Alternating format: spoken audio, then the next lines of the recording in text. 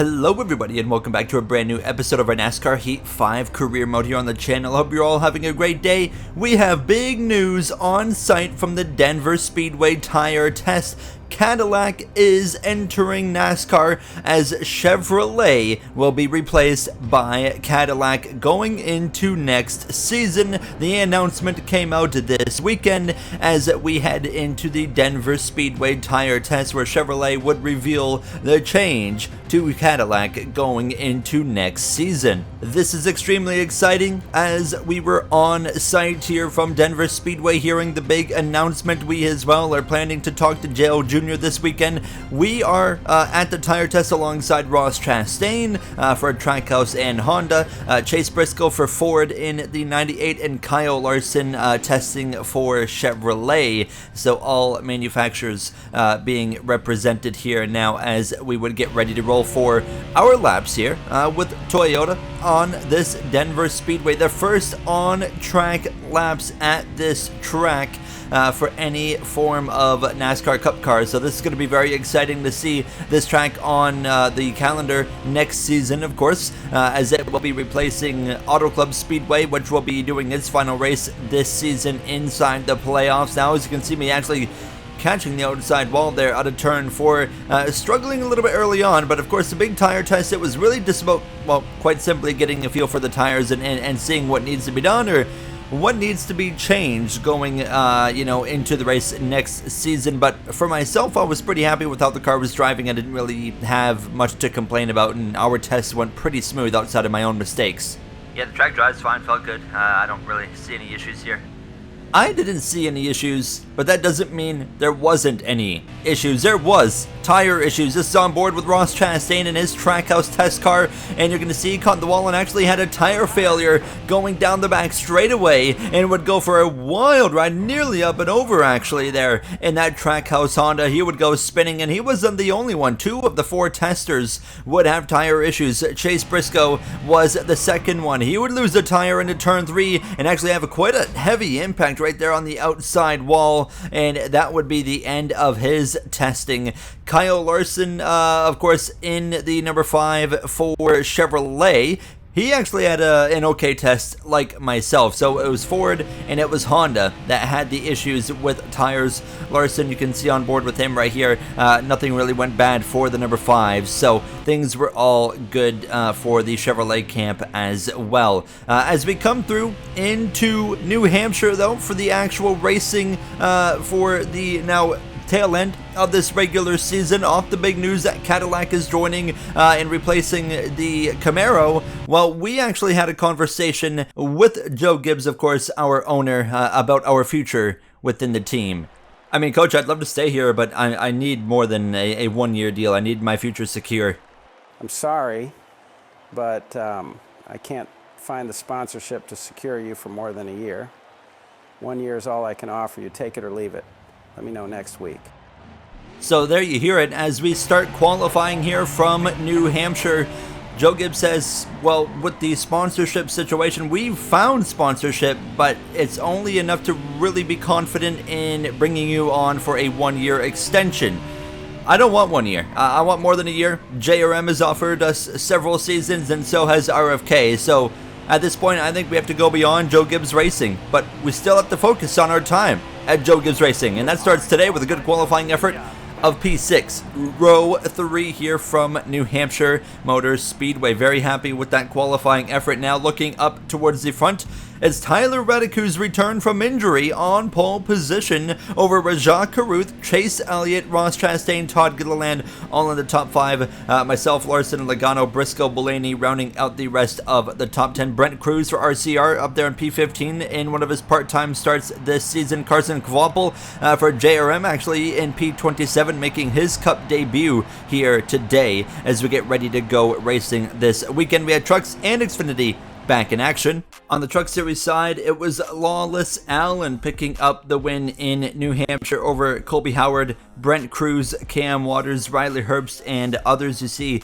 the rest of the finishing order on your screen. Frankie Muniz there up inside the top 20. All the way at the bottom was Josh Balicki. Xfinity was in Phoenix, where Derek Kraus held off Daniel Suarez and Taylor Gray, as well as Carson Kvapil. Caden Honeycutt there in the top 5 for the victory there for the colleague number 11. Andres Perez there in P14. We continue to keep a close eye on that Xfinity prospect for Andretti. As you see the rest of the finishing order there, JJ Yaley at the bottom of the grid. Now it's time to get ready to go racing in New Hampshire on Sunday. 4 races remain in the regular season and only a handful of playoff spots up for grabs. Will it be Kyle Larson or a new winner today? Reddick on pole in his return from injury, but watch out for William Byron today. He looks strong in practice. Let's see what he's got. Let's go racing. Right, boys, thanks for the hard work this weekend, and lately we've just been on a grind here. Let's keep it up to the end of this regular season. Yes, mate. We've got momentum here. Let's keep it rolling. So then, ready to roll here from New Hampshire. John Hunter Nemechek failed pre-race inspection. He will start from the back, but, well, he was going to start there anyways for that Legacy Motor Club number 42, as Tyler Reddick, returning from injury, leads the field back to green for Denny Hamlin's 23-11. What can Reddick do, as he's pretty well in a must-win situation with less than 5 races to go in the regular season if he wants to make it into the playoffs? He was on cruise control until his injury after a big crash earlier in the season, and now he has to find a way to win. If Reddick or Bubba Wallace or Corey Heim don't make the playoffs, that will be 2 consecutive seasons without a 23-11 car in the playoffs. That is a shock, as we were able to get around the outside of Ross Chastain and looking for a move around the outside of the 5 into turn 1 on lap 2 of only 23, a very short stage 1. How about Rajat Karuth on the 48? He's continued to step it up lately in this rookie season of his. Now he is certainly becoming the top rookie of the season as we continue on.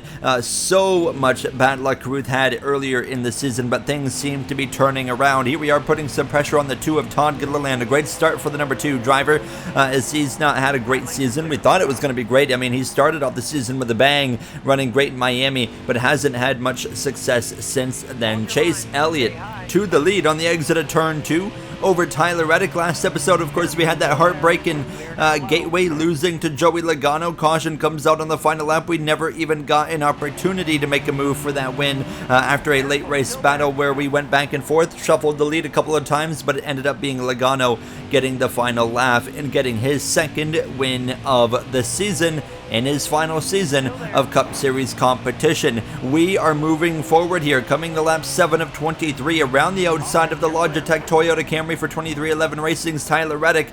Into 2nd place we go. Chase Elliott is next, 3 wins on the season for Chase Elliott, 1 behind the, of course, series leader of Kyle Larson at 4 wins. Larson over 100 points ahead of 2nd place in the regular season standings. That's myself. Larson is in fantastic shape. I mean, he is not going to lose the regular season championship. That's obvious. He hasn't locked it up mathematically yet, but he will very much realistically lock it up today, unless he finishes dead last, gets no stage points, and we, get, all stage points possible and win the race. And speaking of getting all stage points possible, a move around the outside of the 9, looking for the lead of this race here from New Hampshire, around the outside on the exit of 4. Can we clear the 9? Not quite. He'll maintain at our left rear quarter panel on the run into turn 1. 13 laps to go in stage 1, and we are to the lead. Clear of Elliott. Hold on, he tries to fight back, shows the nose up the inside, not enough. Clear, leading, let's run away from Chase Elliott as now has become to lap 14, 10 laps to go at this point in the stage, and you can see we are opening up a gap to the 9. Look at the track map. There's a couple of slower cars that qualified really well in this race, and they are really holding up faster cars, and passing seems to be a very difficult task here. One of these slow cars is the 2 of Todd Gilliland. He does not have a lot of speed, and he is holding up a lot of drivers, so myself and Chase Elliott are opening up a very comfortable gap early on in this race. As you can see, I'm starting to slide around a little bit on the exit of turn 4, and in these closing laps here, 4 laps to go on the stage, the gap to Chase Elliott was stabilizing, and now he was starting to reel me in. So it seems like after about 15 or 16 laps, my car is starting to fade a little bit here, and the second place car is starting to find a little bit more speed and reel me in as the time goes on. But fortunately, we're coming to 3 to go on the stage. Elliott should not have enough time to get here now, as we have an accident at a turn 2. Chastain into the outside wall, blows a tire, crashes, collects his teammate a bush, and Justin Haley for RFK and Chase Briscoe for RFK get involved. Caution is out, and that ends stage 1 a few laps early. Stage winner for us, as we'll pick up a playoff point and 10 additional regular season points right there. As you can see, Carruth, Larson, Byron, Bellini, Logano, Shane Van Gisbergen into the top 10. He started outside the top 20. Watch out for the Trackhouse 97, because that is very impressive when it seems to be very difficult to pass so far. Todd Gilliland gains a spot in the pits. He'll be P3 for the start of stage number 2. We're back racing, and if you are Todd Gilliland, I mean, of course, you're in the bubble situation. You're the first car out of the playoffs. You need a great run. He doesn't have the speed to be running P3, but he's got the track position from qualifying at a track where it seems to be difficult to pass. He's put himself in a great spot for the remainder of at least stage number 2. We'll have to wait and see what happens going in towards stage 3. We've got a lot of racing, though, to tackle before stage 3 becomes anybody's concern. As for myself, as we exit turn 4, we are already ahead by multiple car lengths over Elliott. Gilliland maintains P3, Byron in 4th, Larson to P5, SVG continuing to try and move forward, Alex Bowman having a solid run as well. Watch out for that number 31 Ally Financial Chevrolet driver. Looking great here. Keep driving away. Let us know how the car is on the long run. If we get one, we need to keep up with it. You hear the radio from my team there, our spotter Jay Cook, our crew chief James Small, as we continue in control on the exit of turn 2 and just trying to click off laps. We have 40 laps here in stage 2, which means we will need to pit no matter what before the stage is over. Looking again at the track map, myself and Chase Elliott are driving away. 3rd place Todd Gilliland just isn't fast, but no one can seem to find a way to actually get around his number 2 Penske Ford Mustang. So that's the problem. Passing is difficult here now as we continue on, passing the number 1 of Chastain in the pit lane there. His day, of course, is over after that crash at the tail end of stage 1. Chastain been very strong recently. 2 wins now on the season for him, most recently winning in Atlanta over myself, unfortunately. As we come to lap 13, look at the gap on the track map. So there's another slow car outside of Todd Gilliland that's holding up a whole portion of the pack, but I'm not quite sure who that one is, but we know Gilliland is holding up the first pack. So there is some fast cars behind us that are probably faster than me, but they're not a threat because they cannot find a way past the 2 of Todd Gilliland. If they can find a way past him, then we will certainly be a little bit more at risk. But right now we're pretty well on cruise control. I mean, we're 3 seconds ahead of Chase Elliott, but we had now hit the point where my car was starting to slip and slide around, so the gap to the 9 was no longer building. It was actually diminishing. That 9 car is closing in on me a little bit here. He's not closing in, 4 or 5 tenths of a second a lap, but he is closing a tenth or 2 per lap, basically. So once again, between lap 15 and 20 or so, the car really seems to start to kind of go through a shift and go in the wrong direction. The gap now down to 2.7 seconds to Chase Elliott. Now smoke in front of us. That's going to be a caution. That's the 33 of Jesse Love, Rookie of the Year contender there for Richard Childress Racing. Done maybe for the day. We'll have to wait and see, but nonetheless, that brings out a caution. That will close up everybody. Gilliland still maintains P3, SVG to P7, as we'll take 4 tires and fuel. And as for adjustments, of course, the car was starting to slide around, but I mean, we did okay, and we built up enough of a gap in the short run. So Todd Gilliland loses 1 spot. That's going to be big right there. That's going to be the opportunity for Larson, maybe SVG, to try and get their way forward as we're back underway. It's going to be 14 laps to go in stage 2. What can we do as we try to sweep the first 2 stages? That would be, of course, if we win stage 2, 2 back-to-back playoff points, much needed playoff points, that's for sure. As we clear the field on the exit of the corner, Larson ahead of Gilliland, and Byron as well to the inside of Gilliland. So this might be where we see that 2 cars start to get shuffled backwards as Larson goes to 2nd place. We're going to try and open up that gap, but we know the 5 car has got some speed, so we'll see what happens here.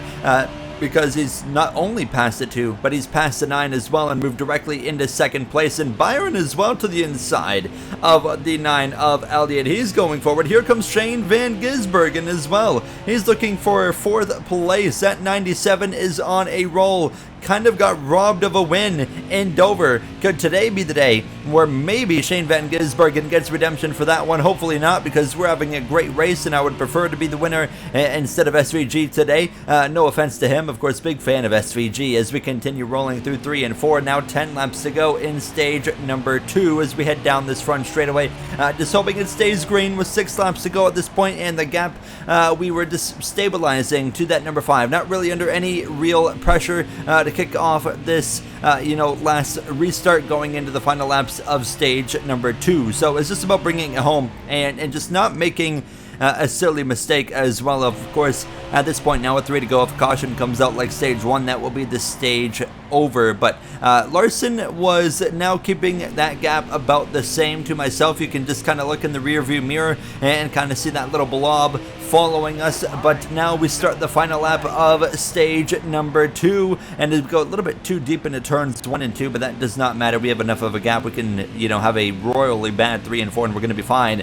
The gap a little bit over a second to Larson, 2 seconds to SVG. Byron just behind that 97 as we roll down into 3 and 4 for the final time. A great stage 1 and even better stage 2. We lead from start to finish as we exit turn 4 to cross the stripe. Stage 2 winner as Larson will be P2, SVG, Byron, Elliott, Kyle Busch not for position. So something that happened during stage 2, Kyle Busch had to pit under green and lost 2 laps, rejoined the track, just gained 1 lap back because of the caution. But some bad luck continues for the 99 as we'll all pit for 2 cans of fuel and 4 fresh tires. Not wanting to adjust the car for obvious reason. We just swept the first 2 stages. We are not going to be screwing up something that is currently working as we get ready to go here for the 3rd and final stage. Cindric out of the race now with a failed engine. So we've led a bunch of laps. Let's see if that can continue as a green flag is back out side by side with Kyle Larson. The top 2 in regular season standings just swapped around. Head into turn 1, wheel to wheel. Here comes Shane Van Gisbergen in that Red Bull Honda, number 97 for Trackhouse Racing. Larson around the outside, gonna fight hard alongside down the back straightaway. And now we found ourselves in a true fight for the lead today here from New Hampshire. We dive down into turn 3, keep it up the inside of the HendrickCars.com Chevrolet. But Larson around the outside, power move. To the lead goes Larson, looking for win number 5 already on the season. We'll follow him into turn number 1. A lot of laps of racing here now in this stage, just under 40 laps to go. And we have been really strong in that higher lane, so very, very pleased to use that lane. But Larson leaves the inside wide open. We have to take it. A move now to the inside through 3 and out of 4 again. That 5 car has some momentum. We lean on him a little bit there, but Larson re-clear again as we cross the stripe. Lap 69 at this point. 37 laps to go. We'll jump back up to that second lane, trying to roll around the top. Look in the mirror. Just behind SVG, Alex Bowman in the 31. What a drive here now as we go way wide and lose out to the 97. But Bowman and Kevin Harvick and Austin Dillon with the leadership now at RCR said they expect their cars to be quicker later in the season. I think we're starting to see that. Alex Bowman putting on a great effort here from New Hampshire, running in the top 5. He won, of course, the last season in the 16 with Colleague Racing. We have seen Alex Bowman prove that he can win in underfunded cars, and I really do believe Bowman deserves a top ride again, and I wouldn't be shocked if he still finds one. But right now the focus is on this battle right here with the 97 and the 5. We got back around the outside of the 97 and got the now fight to the back of the 5 of Kyle Larson as we exit turn number 4, coming to lap 74, trying to clear this 97, which we will do. Do we make the move to the inside? No, we're going to go for lane 2 again. Larson covers the bottom. We'll sail it off into the center of the corner. Now we're wheel to wheel, but on the exit, Larson gets clear once again. We'll try to fight back here down this back straightaway as we're right tucked in behind that 5 of Larson again,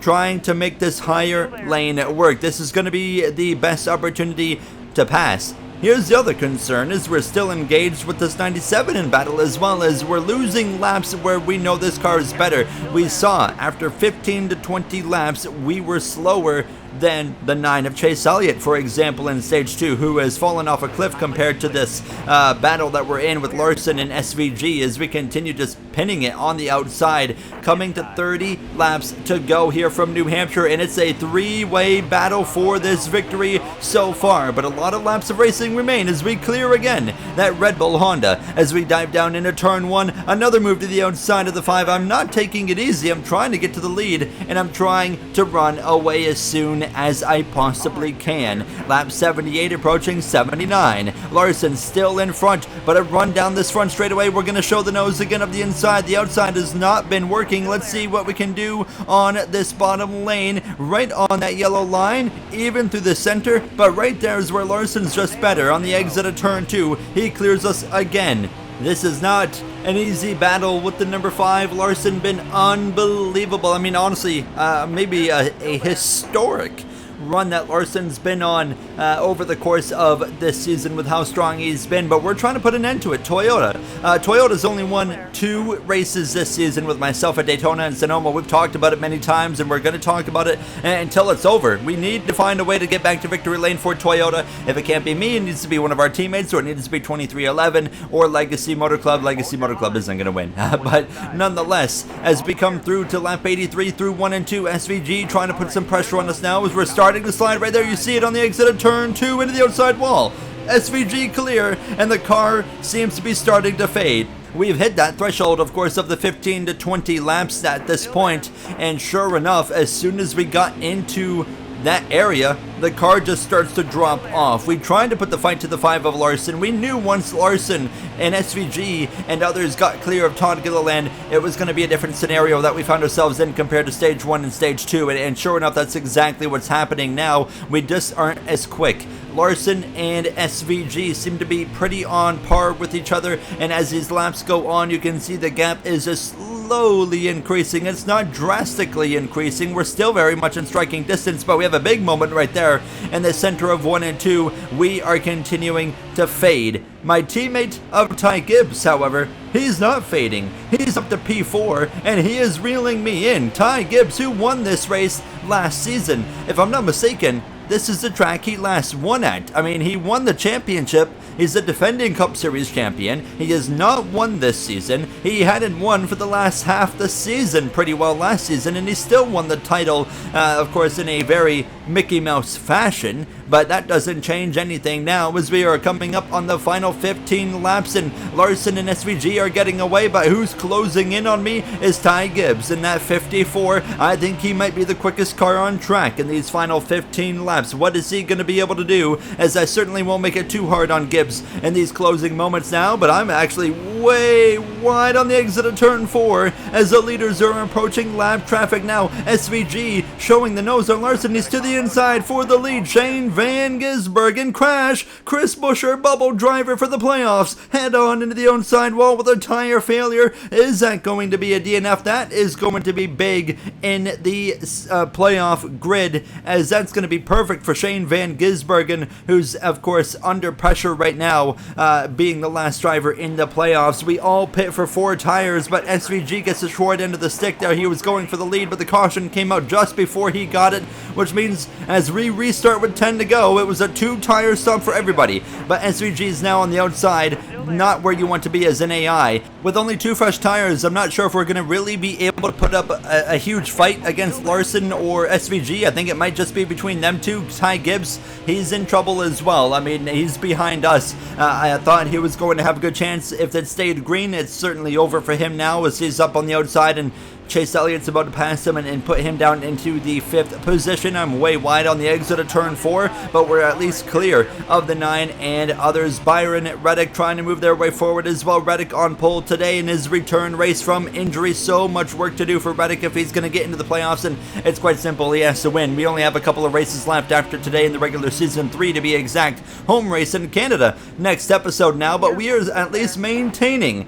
with Larson and SVG. Elliott looking a lot stronger stronger late in this race, coming up on 6 laps to go. Gibbs has lost another spot now as Byron moves up into 5th. Gibbs down to P6 as we are trying to look to the outside of this 97 through the center of 1 and 2. Just can't quite keep that pace. Now here comes Elliott to the inside as we exit turn 2. He's trying to come back up into the picture and maybe take this victory away. It looks like it's going to come down between Larson and SVG. Bit of contact there with the 9. SVG to the inside of the 5 behind us. Gibbs to the inside of Byron. He'll move back up into the top 5. And now we're to the back of the 9. We'll go back up the inside. Shane Van Gisbergen, winless on the season, while his 2 Trackhouse teammates have 2 wins apiece. Now SVG clear of Larson with 5 laps to go. Now as Ty Gibbs has joined the party, we continue fighting with Elliott through 3 and 4, sliding up the track. Here comes that Interstate Batteries 54 of Gibbs.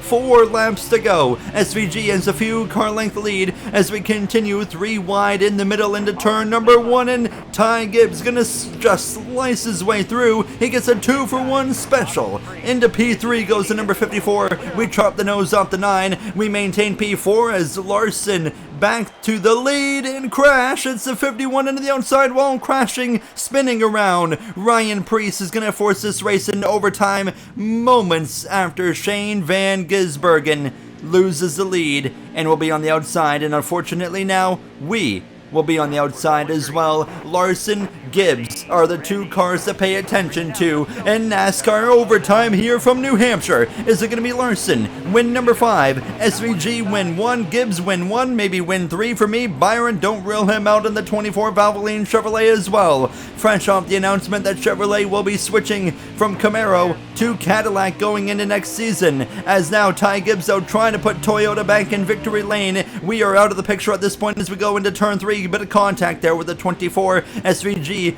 going backwards now out of turn 4. Kyle Larson leads the way. White flag in the air. Can Ty Gibbs return to victory lane? The defending Cup champ, near desperate to get back to victory lane. Now Byron up the inside of SVG. He'll go to P3. We're 3-1 on the outside. Here comes Tyler Reddick as well. Larson leads, looking at win number 5 to match his car number now. Reddick through into P4. Gibbs to the inside of Larson into turn 3. He left the door open. Gibbs with a chance to steal it in the final turn through 3 out of 4. Gibbs has the edge. Contact with the 45 to the line. Ty Gibbs wins and steals it in New Hampshire. The defending Cup champion finally returns to victory lane. P6 for us as Ty Gibbs gets to celebrate and burn it down 2 seasons in a row from New Hampshire. What a race for Gibbs, putting Toyota back into victory lane. The wait is over. You see the finishing order. Alex Bowman in the top 10. Great effort for him. Logano continues his strong runs as of late. Bell and P11. Corey Heim with a good race. Chandler Smith, it's been a rough season for the number 18. They're in P14. A solid effort. Nick Sanchez, Sammy Smith in the top 20. Same for William Sawalich as well. Looking at the bottom half of the grid, Kyle Busch rebounds to P27 after getting his lap back. And of course some DNFs with Cole Custer. Todd Gilliland actually with an engine issue that went uncovered, ended up 38th, which is going to hurt him in the playoff standings. Busher with his crash now in SVG success today. He's the last driver in the playoffs, and he's got a basically a 70-plus point margin over that final spot right now over Todd Gilliland. Bubba Wallace, Tyler Reddick, those are the 2 to really watch out for going forward in the regular season. Kyle Larson still up ahead by over 100 points over myself with just 3 races left in the regular season. Joey Logano as well now enters the top 10 after what was a miserable start to his season. That's going to wrap it up for me. Next episode we head home to Canada. That's going to be an exciting one. I'll see you guys then. Thank you for watching and have yourselves a great day.